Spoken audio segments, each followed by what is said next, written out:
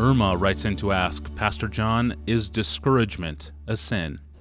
It all depends on what the experience of discouragement is for Irma and for me.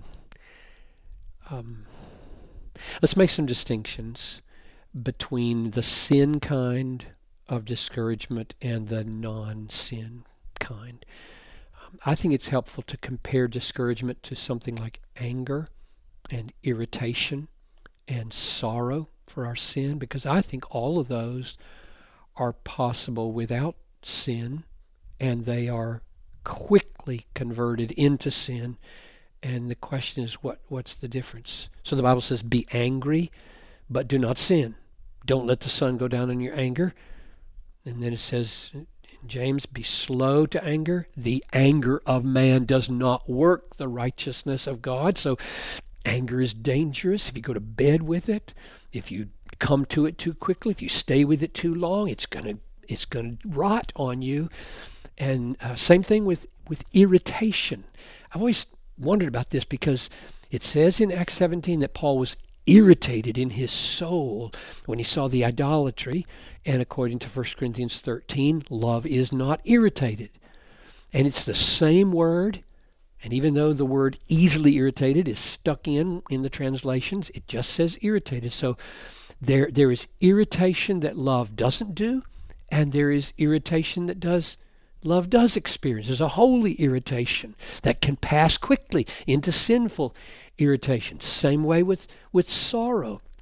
It's right to feel remorse and sorrow when we sin. But if that sorrow starts to paralyze us, if it doesn't willingly bow and receive grace, it's going to become a deadly and ungodly sorrow.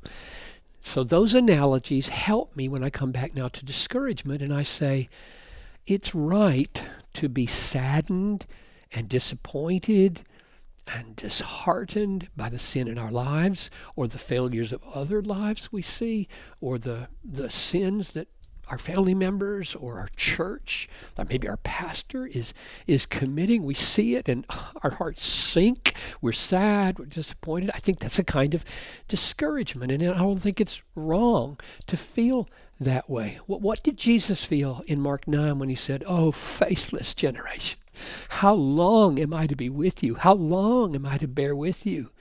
Bring him to me."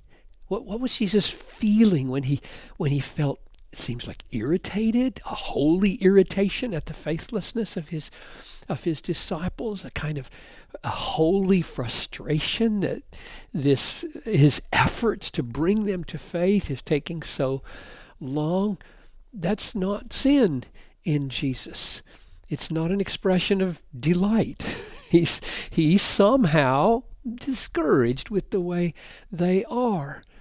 So when we see faithlessness in others or in ourselves, we ought to disapprove. We ought to feel disheartened at failures of love. We ought to feel remorse at our sin and ache for the lostness of others. And the big question is, what's the difference? Or when does the good kind become the bad kind? And here are the things I think Irma should watch for.